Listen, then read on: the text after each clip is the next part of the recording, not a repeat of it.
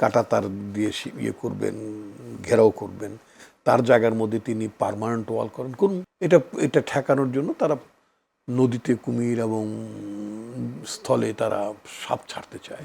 একই প্রশ্ন আসলে পশ্চিমবঙ্গের শুভেন্দু অধিকারী এবং কাঁটাতারের বেড়া হঠাৎ করে প্রথম সিদ্ধান্ত এবং এই বিষয়গুলো যদি বলি, আবার যদি আমি প্রধানমন্ত্রীর পররাষ্ট্র উপদেষ্টা যদি হুমায়ুন কবিরের একটি বক্তব্য 11 মে তিনি বলেছেন আওয়ামী লীগ আমলে সীমান্তে যা হয়েছে বিএনপি আমলে তা হবে না। আমরা দেখলাম 8 মে ব্রাহ্মণবাড়িয়ার কসবায় 2 যুবককে গুলি করে হত্যা করেছে বিএসএফ। আসলে পশ্চিমবঙ্গে বিজেপির ক্ষমতা বাংলাদেশের জন্য কোনো উদ্বেগের বিষয় আছে কিনা বা কি ধরনের প্রভাব পড়তে পারে বলে মনে হয়? ভারত সরকার কি করবে, বিএসএফ গুলি ছড়বে কিনা, এটা তো আসলে বাংলাদেশের কোনো পররাষ্ট্র উপদেষ্টা নিশ্চিত করতে পারে না। এটা একান্তই ভারত সরকারের পলিসি ইস্যুস। আমি প্রথমে যেটা বলতে চাই, ভারত তার নিজের সীমানার মধ্যে কাঁটাতারের বেড়া কেন, পার্মানেন্ট ওয়াল করে দিলে আমার কোনো আপত্তি নেই। আমি তো একটা সেপারেট স্টেট, আমি একটা সার্বভৌম দেশ। তিনি যদি আমার মুখ দেখতে না চান, আমার তো খুব ঠেকা পড়ে না তার মুখ দেখার। খুব ক্লিয়ার, ভেরি ক্লিয়ার, করুক না। এ নিয়ে তো মাথা ব্যথার কি আছে? কাঁটাতারের বেড়া দিতে তার জায়গার মধ্যে কাঁটাতারের বেড়া দেখ। আপনার টেলিভিশন চ্যানেলে আপনি পেছনে একটা ডিজাইন আছে, আপনি ডিজাইন কেমনি করবেন না করবেন আমার কি কোনো সে আছে? আনলেস অ্যান্ড আনটিল যদি আপনি রাষ্ট্রীয় নীতিমালার যদি লঙ্ঘন না ঘটান। মাইনুভাই একটু উনি বলছিলেন যে উভয় দেশের একটা মতামতের বিষয় আছে, উনি সেটা ওনার মতামত। আমার বক্তব্য, আমি যেটা মনে করি যে তার জায়গার মধ্যে তিনি কাঁটাতার দিয়ে ইয়ে করবেন, ঘেরাও করবেন, তার জায়গার মধ্যে তিনি পার্মানেন্ট ওয়াল করেন করুন। আমি কয়েকদিন আগে মানে পত্রিকার নিউজে দেখলাম যে ভারত পশ্চিমবঙ্গ, ত্রিপুরা, আসাম, মিজোরাম এই সমস্ত অঞ্চলে দুর্গম এলাকায় আপনার অনুপ্রবেশ ঠেকানো, অর্থাৎ তার লোকেরা যাতে আমাদের এখানে না ঢুকতে পারে, অথবা আমাদের এলাকার লোক তাদের ওখানে যাওয়ার যে কথিত অভিযোগ তাদের মধ্যে থাকে, এটা ঠেকানোর জন্য তারা নদীতে কুমির এবং স্থলে তারা সাপ ছাড়তে চায়, বিষধর সাপ ছাড়ে।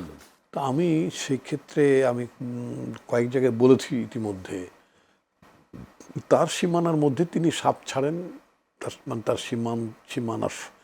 সীমানার স্থলভাগে সে সাপ ঘুরে ফিরে তার সীমানাই পাহারা দেখ, আমার কোনো আপত্তি নেই। কিন্তু তাদের সাপটা যেন আমার সীমানার মধ্যে না ঢোকে, বাংলাদেশের জায়গার মধ্যে যাতে না ঢোকে। তার পানি সীমার মধ্যে তারা কুমির ছাড়ুক, খুব ভালো কথা।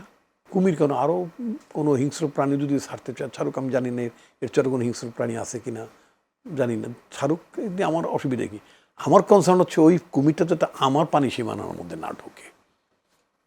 That's the important thing. Bharat কোন লেভেলে আমাদের সাথে সম্পর্ক রাখতে চায়, যদি ঢুকে কুমির বা বিষধর সাপ, তো তাহলে তো মানে আপনি আমাদের সাতক্ষীরা নানান অঞ্চলে দেশে যখন জনপদে যখন কুমির উঠে আসে, কি করে ওখানকার মানুষ? নিজেদের নিরাপত্তার জন্য কি করে? নিজেদের নিরাপত্তা কি জন্য কি করে? পাল্টা ব্যবস্থা নেয় তো। সাপের বিরুদ্ধে জনগণ কি ব্যবস্থা নেয়? তাই নেবে। আমি আশা করি তারা তাদের সাপ, ব্যাঙ, কুমির, হোয়াট এভার যা কিছু তাদের আছে, এগুলো চাষবাস করা, পালন করা, দেখাশোনা করে, এগুলো তারা তাদের নিজেদের অভ্যন্তরীণ সীমানার মধ্যেই তারা করতেই পারেন। এই ব্যাপারে তো আমি ইন্টারফেয়ার করতে পারি না, আমার তো বলার কোনো অধিকার নেই। বড় জোর এটুকু বলতে পারি, ভাই তোমার কুমির, তোমার সাপ, ব্যাঙ এগুলো যেন আমার সীমানার মধ্যে না ঢোকে, ওইভাবে তুমি মোটামুটি একটু ব্যবস্থা রেখো, নাকি? জি, এটা তো এর চেয়ে কী বলার আছে? তুমি কাঁটাতারের বেড়ার জায়গায় তুমি দেয়ালও তুলে দিতে পারো, বার্লিন ওয়ালের মতো দেয়াল তুলে দাও, কোনো সমস্যা নেই। আমি তো কোনো সমস্যা দেখি না, to tell you very frankly.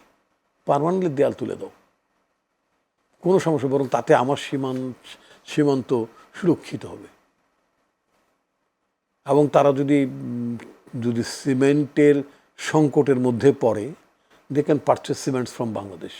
আমাদের অনেকগুলো সিমেন্ট কোম্পানি আছে, আমরা তাদের এই সীমানা প্রাচীর তোলার জন্য প্রয়োজন বোধে মানে সিমেন্ট বিক্রি করতে রাজি আছি।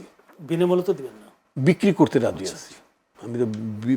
এটা তো মানে দান খয়রাত করার, যেহেতু আমাদেরও উপকার, সে কারণে বলছি। না, আমরা তো এটা বিক্রি করি। ভারতের কিছু রাজ্যে আমাদের সিমেন্ট যায়ও, বাণিজ্যিকভাবে যায়। তো আমাদের আরো অধিক সংখ্যক সিমেন্ট বিক্রি হবে, আমাদের শিল্প রপ্তানি হবে, আমাদের শিল্প চাঙ্গা হবে, রপ্তানি বাড়বে। Not bad, not bad.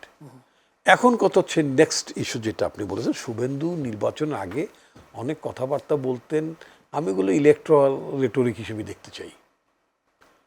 আমি একেবারে ডে ওয়ান থেকে পশ্চিমবঙ্গের নির্বাচনের ফলাফলের সম্ভাবনা, মানে বিজেপির জেতার সম্ভাবনা, রাজ্য বিজেপির জেতা, বিজেপি তো নানা জায়গায় ওদের তো রাজ্য হিসাব, তো রাজ্য বিজেপি পশ্চিমবঙ্গে জিততে পারে এটা সম্ভাবনা যখন কিছু আলোচনা হচ্ছিল ঢাকায় বিভিন্ন সংবাদ মাধ্যমে, মানে বিভিন্ন টিভি চ্যানেলে, তার মধ্যে বেশ কয়েকটিতে আমি অংশগ্রহণ করা একেবারে ডে ওয়ান থেকে আমি বলছিলাম, যেটা স্বরাষ্ট্রমন্ত্রী বরাদ দিয়ে আপনি বললেন, মানে একটা গভর্নমেন্ট, এটা বাংলাদেশ তো একটা সার্বভৌম দেশ, বাংলাদেশ ডিল করবে কার সাথে?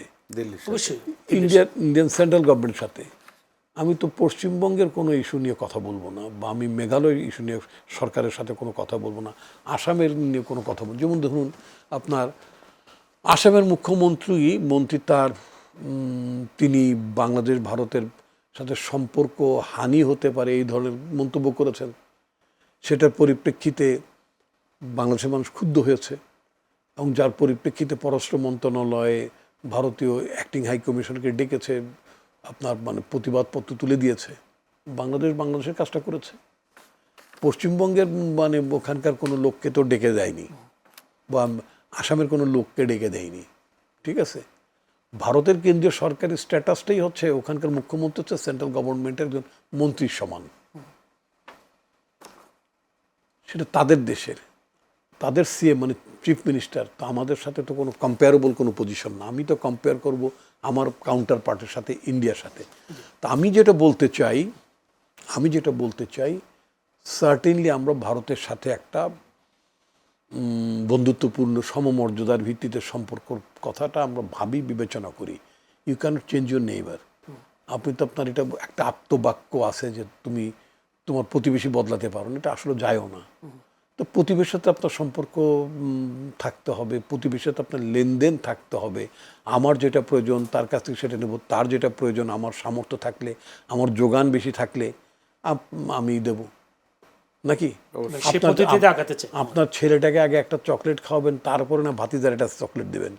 এখন আপনার ছেলেকে না খাওয়াইতে তো ভাতিজার তো চকলেট দিবেন না, নাকি দেয় কেউ? Very rare. তো সুতরাং সাম্যের ভিত্তিতে সম্পর্ক থাকবে। তো সেক্ষেত্রে ভারত আমি একটু কয়েক সেকেন্ড শেষ করতে চাই। সেটা হচ্ছে ভারতীয় সরকারের কাছে, কেন্দ্রীয় সরকারের কাছে আমার আবেদন, আমার বক্তব্য, যেটা আবেদন বলতে আমি বলছি যে আমার পজিশনটা বলতে চাই, সেটা হচ্ছে যে তার রাজ্যের বিভিন্ন রাজ্যের তাদের যে রাজ্য সরকারটা আছে, তাদের রাজ্য সরকারকে তাদের বলে দেওয়া উচিত হবে এমন বেফাস কথাবার্তা না বলা, যাতে করে শুধু বাংলাদেশ না, তাদের যে কোনো বন্ধু রাষ্ট্রের সাথে তাদের প্রতিবেশীতে তাদের সম্পর্ক যাতে নষ্ট না। সেটা ভুটান হতে পারে, যেটা শ্রীলঙ্কার বেলায় হতে পারে, সেটা নেপালের বেলায় হতে পারে, সেটা বাংলাদেশের বেলায় হতে পারে, চীনের সাথে হতে পারে, হোয়াট এভার। এবং এটা আমাদের বেলাও তাই। আমরা এমন বেফাস মন্তব্য করব না অযাচিতভাবে, অপ্রয়োজনীয়ভাবে, যাতে দু দেশের সাথে সম্পর্কের ক্ষেত্রে সন্দেহ, সংশয় বা মানে কি বলে অচলাবস্থা সৃষ্টি হয়, অনাস্থার মনোভাব সৃষ্টি হয়। কেন এটা করা উচিত না? সবাইকে ব্যাপারে সতর্ক থাকা উচিত।